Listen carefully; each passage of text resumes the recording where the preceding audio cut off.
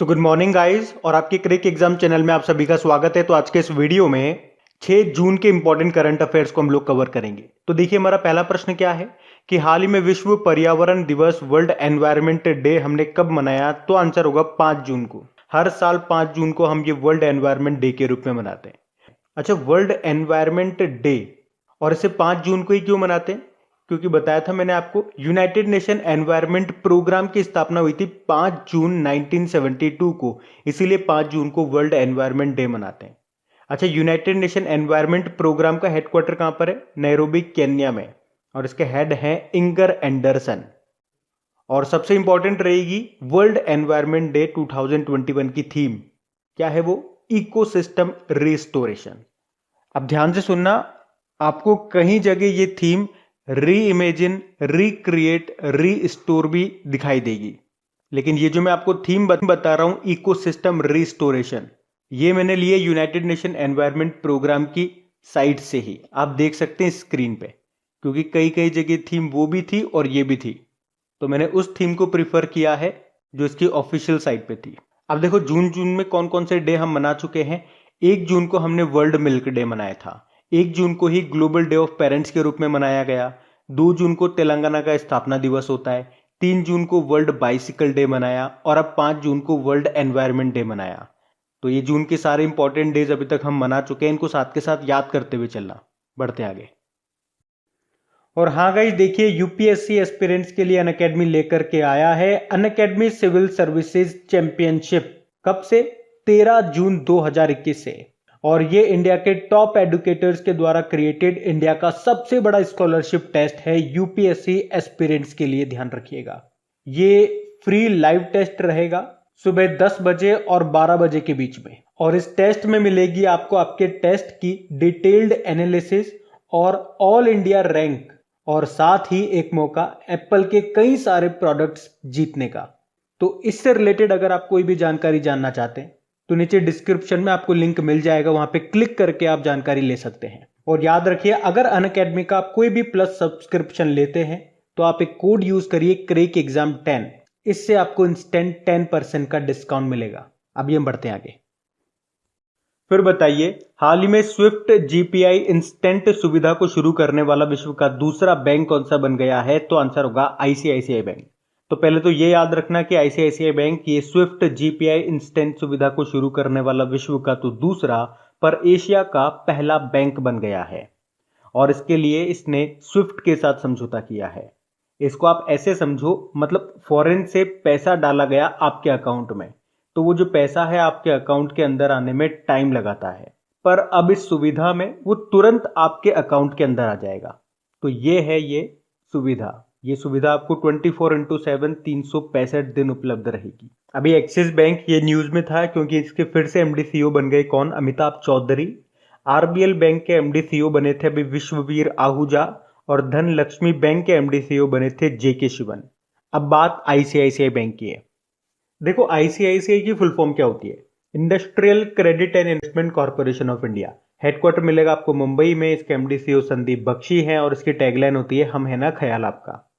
आपको याद होगा अभी आईसीआईसीआई बैंक का डिजिटल वॉलेट है पॉकेट, तो यूपीआई नेटवर्क से लिंक करने वाला पहला डिजिटल वॉलेट बना था अभी पॉकेट।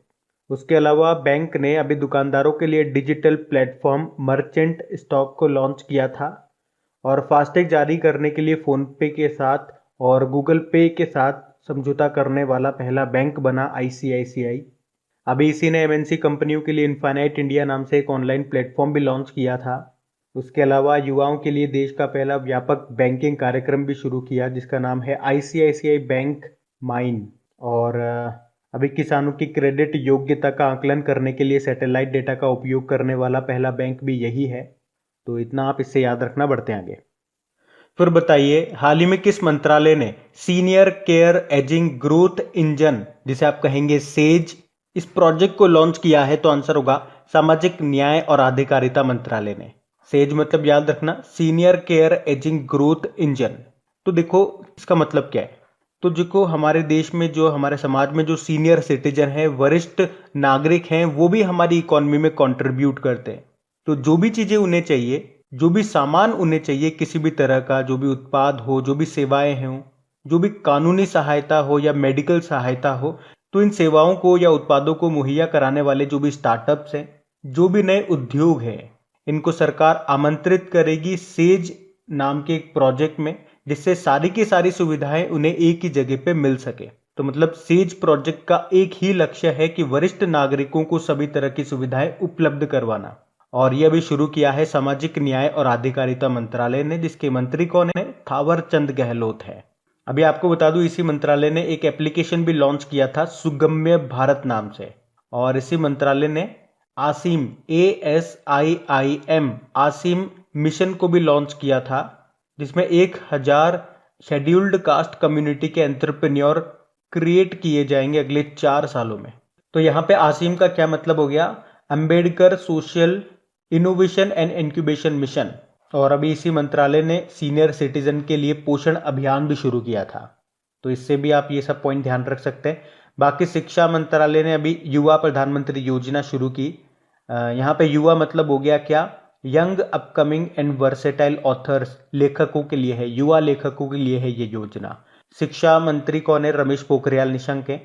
पंचायती राज मंत्री हमारे नरेंद्र सिंह तोमर हैं, और अभी पंचायती राज मंत्रालय ने स्वामित्व योजना को शुरू किया था। बाकी रेल मंत्री हमारे पीयूष गोयल है। बढ़ते हैं आगे।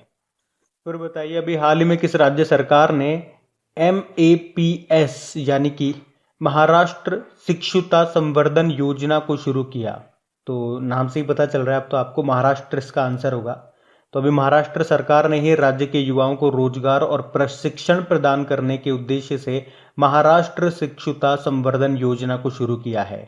और इस योजना का उद्देश्य क्या है? अगले 5 सालों में 5 लाख सुशिक्षित बेरोजगार युवाओं को रोजगार और प्रशिक्षण देना, ट्रेनिंग देना।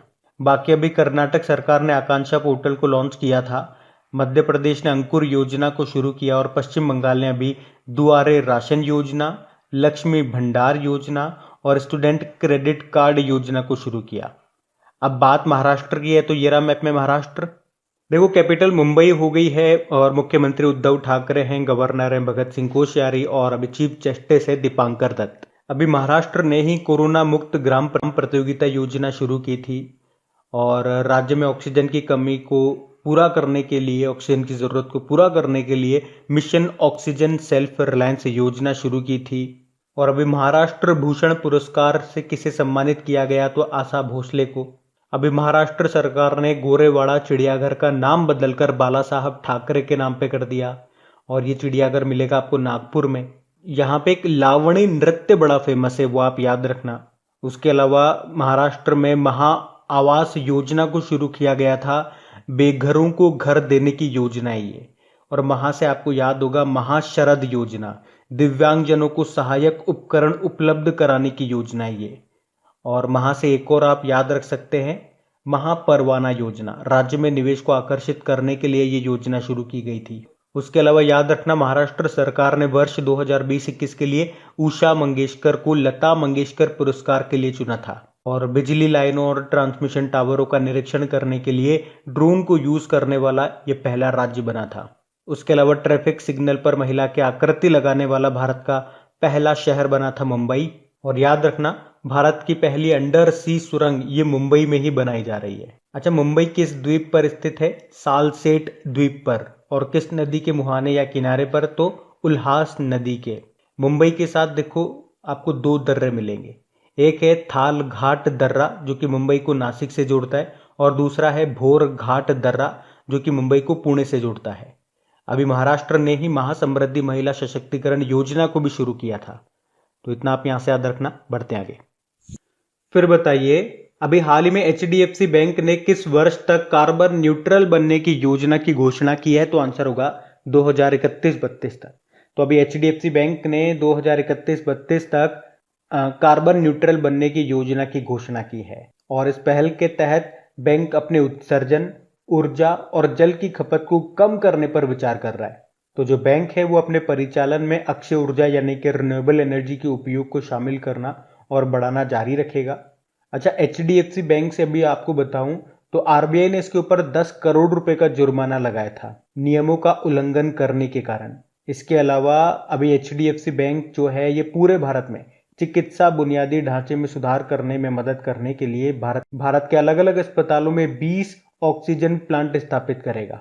याद रखना, एचडीएफसी बैंक जो है ये भारत में बाजार पूंजीकरण यानी कि मार्केट कैपिटलाइजेशन के मामले में तीसरे नंबर पे आता है, क्योंकि पहले नंबर पे आता है रिलायंस, दूसरे पे है इन्फोसिस और तीसरे पे है एचडीएफसी बैंक। इसका हेडक्वार्टर आपको मिलेगा मुंबई में। इसकी स्थापना होती है 1994 में। एमडी सीईओ इसके शशिधर जगदीशन है और इसकी टैगलाइन होती है वी अंडरस्टैंड योर वर्ल्ड। अभी हमने पढ़ा था कि एचडीएफसी बैंक ने बेंगलुरु में मोबाइल एटीएम लगाए हैं और इस तरह से ये 25वां शहर बना है जहाँ पे इस तरह के मोबाइल एटीएम लगाए गए। अभी एचडीएफसी बैंक ने ही कॉमन सर्विस सेंटर डिजिटल सेवा पोर्टल पर चैटबॉट ईवा को लॉन्च किया था। अभी इसने ही स्मार्ट अप उन्नति नाम का एक कार्यक्रम भी शुरू किया और स्मॉल मीडियम एंटरप्राइजेस के लिए स्मार्ट हब मर्चेंट सॉल्यूशन 3.0 को भी लॉन्च किया था। तो ये भी ध्यान रखना। बढ़ते आगे। फिर बताइए, हाल ही में किस राज्य या यूनियन टेरिटरी ने योन टैब योजना 2021 को शुरू किया? तो आंसर होगा लद्दाख ने। तो अभी लद्दाख के जो उपराज्यपाल हैं कौन? आर के माथुर। उन्होंने लेह से योन टेब योजना 2021 को शुरू किया है। अब इसमें होगा क्या? तो इस योजना के पहले चरण में लेह और कारगिल में कक्षा 9वीं से लेकर 12वीं तक के विद्यार्थियों को एजुकेशनल टैबलेट दिए जाएंगे और इस टैबलेट में पीडीएफ के रूप में 35 पुस्तकों के साथ ऑनलाइन और ऑफलाइन एप्लीकेशन भी होंगी। तो याद रखना, ये योन टैब योजना 2021 को शुरू किया लद्दाख ने। अभी बिहार ने संपत्ति स्वामित्व योजना को शुरू किया था। उत्तर प्रदेश ने भी ई पंचायती पुरस्कार जीता है और मध्य प्रदेश ने कोरोना वॉरियर्स योजना को शुरू किया था। देखो, लद्दाख की बात करेंगे तो इसके लेफ्टिनेंट गवर्नर आर के माथुर हो गए। ये इसके पहले लेफ्टिनेंट गवर्नर है जब से ये यूनियन टेरिटरी बना है। और इसकी विंटर कैपिटल होती है कारगिल, इसकी समर कैपिटल लेह है। वैसे आपको लद्दाख में एक नेशनल पार्क मिलेगा, हेमिस नेशनल पार्क, और इसकी खास बात क्या है? ये भारत का सबसे बड़ा नेशनल पार्क है और ये एक हाई एल्टीट्यूड नेशनल पार्क है, यानी कि सबसे ऊंचाई पर है। यहीं पे आपको काराकोरम वाइल्ड लाइफ सेंचुरी भी मिलेगा। अच्छा, हमने कहा भारत का सबसे बड़ा नेशनल पार्क है ये हेमिस नेशनल पार्क। तो भारत का सबसे छोटा नेशनल पार्क कौन सा है? यह है साउथ बटन नेशनल पार्क। ये मिलेगा आपको अंडमान निकोबार में। और ये जो हेमिस नेशनल पार्क है ये फेमस है स्नो लेपर्ड के लिए। अच्छा बताइए, स्नो लेपर्ड ये किस राज्य का स्टेट एनिमल है? हिमाचल प्रदेश का। और आपसे अगर पूछा जाए भारत का पहला स्नो लेपर्ड कंजर्वेशन सेंटर संरक्षण केंद्र ये कहाँ पे बनाया जा रहा है? तो आंसर होगा उत्तराखंड में। किसके सहयोग से? नीदरलैंड के सहयोग से। उसके अलावा आपको बता दूं, भारतीय सेना ने लद्दाख इग्नाइटेड प्रोग्राम को भी शुरू किया है छात्रों को शैक्षणिक सुविधाएं उपलब्ध कराने के लिए। और लद्दाख ने ही 2022 तक सभी ग्रामीण परिवारों को नल से जल कनेक्शन देने का भी लक्ष्य रखा है। उसके अलावा हमने पढ़ा था कि भारत की पहली भूतापीय यानी कि जियोथर्मल क्षेत्र विकास परियोजना भी स्थापित की जाएगी ओएनजीसी के द्वारा। और खेलो इंडिया जास्कर विंटर स्पोर्ट्स और यूथ फेस्टिवल 2021 ये भी लद्दाख में ही शुरू किए गए थे। जनवरी की बात है ये। उसके अलावा पहली बार आइस क्लाइंबिंग फेस्टिवल आयोजित हुआ था यहाँ पे। कहाँ पे? लेह के नुब्रा घाटी में। उसके अलावा लद्दाख की जो तसोकर झील है ये भारत की 42वीं फिर बताइए, हाल ही में जारी टाइम्स 50 मोस्ट डिजायरेबल मेन 2020 की लिस्ट में टॉप पे कौन है? तो आंसर होगा सुशांत सिंह राजपूत। तो अभी टाइम्स 50 मोस्ट डिजायरेबल मेन 2020 की लिस्ट जारी की गई है और इस लिस्ट में अलग अलग सेक्टर में 40 साल से कम आयु के पुरुष हैं जिन्होंने लोगों को प्रभावित किया है। और इसमें सुशांत सिंह राजपूत टॉप पर है। सेकंड नंबर पे विजय देवरकोंडा, थर्ड नंबर पे आदित्य रॉय कपूर और फोर्थ नंबर पे विक्की कौशल है। अच्छा, अभी आपको याद होगा Times Higher Education Asia University ranking 2021 जो आई थी उसमें टॉप पे थी चाइना की सिंघुआ यूनिवर्सिटी और भारत में टॉप पे है आईआईएससी बेंगलुरु जो कि इस लिस्ट में 37 नंबर पे है। उसके अलावा आपसे पूछूं कि अभी times person of the year 2020 किसे चुना गया? एक तो जो बाइडेन को, जो कि अमेरिका के 46 नंबर के राष्ट्रपति बने हैं, और वहीं की ही पहली महिला उपराष्ट्रपति कमला हैरिस को, जो कि 49 नंबर की उपराष्ट्रपति है। उसके अलावा याद रखना time kid of the year 2020 किसे चुना गया? गीतांजलि राव को। और अभी बताइए आप मुझे, टाइम मैगजीन की वर्ष 2021 की 100 सबसे प्रभावशाली कंपनियों की जो सूची आई थी उसमें कितनी भारतीय कंपनियों को शामिल किया गया? 2 भारतीय कंपनियों को, एक तो रिलायंस जियो और एक बायजूस। तो ये भी ध्यान रखना। बढ़ते हैं आगे। फिर बताइए हाल ही में किसे गेमर्स कैप के 2021 संस्करण से सम्मानित किया गया? तो आंसर होगा के जेमिसन को। तो न्यूजीलैंड के ऑलराउंडर हैं ये काइल जेमिसन, जिन्हें अभी गेमर्स कैप के 2021 संस्करण से सम्मानित किया गया है। तो गेमर्स कप ये एक पुरस्कार है जो उस खिलाड़ी को दिया जाता है जिसे खिलाड़ियों और सहयोगी स्टाफ के द्वारा क्रिकेटर ऑफ द ईयर चुना गया हो। बाकी रवि शास्त्री, इन्होंने अपनी पहली बुक लिखी है जिसका नाम है star gazing the player in my life. बढ़ते आगे। फिर है अभी हाल ही में किस राज्य में Indus best mega food park का उद्घाटन किया गया? तो आंसर होगा छत्तीसगढ़ में। तो अभी केंद्रीय खाद्य प्रसंस्करण व उद्योग मंत्री हैं हमारे नरेंद्र सिंह तोमर, और इन्होंने ही छत्तीसगढ़ के रायपुर में ये Indus best mega food park का उद्घाटन किया है। बाकी अभी आपको याद होगा असम में मुख्यमंत्री शिशु सेवा योजना को शुरू किया गया था, हरियाणा में अभी संजीवनी परियोजना शुरू हुई थी, और राजस्थान में चिरंजीवी योजना शुरू हुई थी। अब बात यहाँ पे छत्तीसगढ़ की है, तो ये रहा मैप में छत्तीसगढ़। देखिए छत्तीसगढ़ की कैपिटल रायपुर हो गई, मुख्यमंत्री हैं भूपेश बघेल और गवर्नर है अनुसुईया उइके। अच्छा, छत्तीसगढ़ के जो पहले मुख्यमंत्री थे उनका नाम क्या था? अजीत जोगी, जिनका भी निधन हो गया। अभी छत्तीसगढ़ ने वीरानी पुरस्कार दिया था किसे? दूती चंद को, ये धाविका हैं। और अभी छत्तीसगढ़ ने, हमने पढ़ा था, महतारी दुलार योजना को शुरू किया था। तो इसमें क्या होगा? इसमें उन बच्चों को मदद दी जाएगी जिन्होंने कोविड-19 से अपने माँ बाप को खो दिया। इसमें कक्षा 1 से लेके 8वीं तक के बच्चों को हर महीने 500 रुपये मिलेंगे, और कक्षा 9 से लेके 12वीं तक के हर बच्चे को हर महीने 1000 रुपये दिए जाएंगे। उसके अलावा अभी मार्च में हमने पढ़ा था मनरेगा के तहत छत्तीसगढ़ राज्य रोजगार प्रदान करने के मामले में देश में पहले स्थान पर रहा है।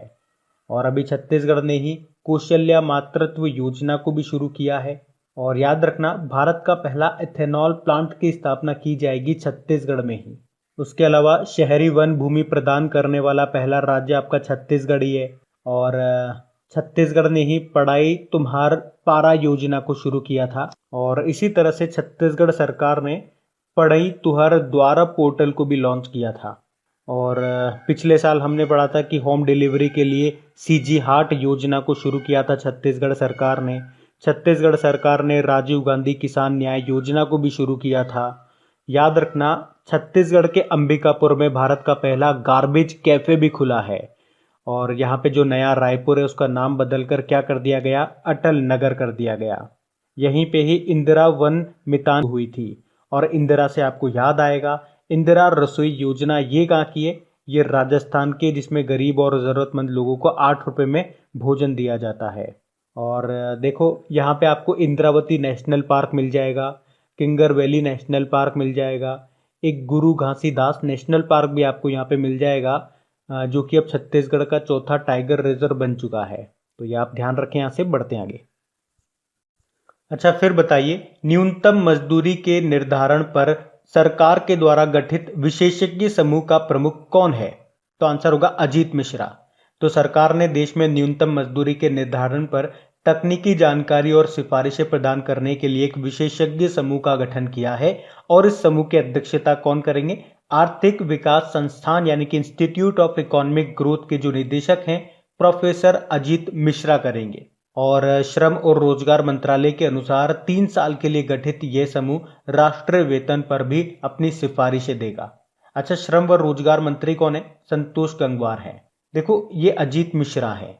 अभी हमने अरुण कुमार मिश्रा के बारे में पढ़ा था, नेशनल ह्यूमन राइट कमीशन के नए अध्यक्ष बने ये। कृति करंत वाइल्ड इनोवेटर अवार्ड पाने वाली ये पहली भारतीय महिला बनी। और उज्ज्वला सिंघानिया अभी फिक्की लेडीज ऑर्गेनाइजेशन की ये 38वीं राष्ट्रीय अध्यक्ष बनी है। बढ़ते आगे। फिर बताइए इंटरनेशनल लेबर ऑर्गेनाइजेशन के अनुमानों के अनुसार वर्ष 2022 में वैश्विक बेरोजगारी की दर क्या होगी? तो आंसर होगा 5.7%।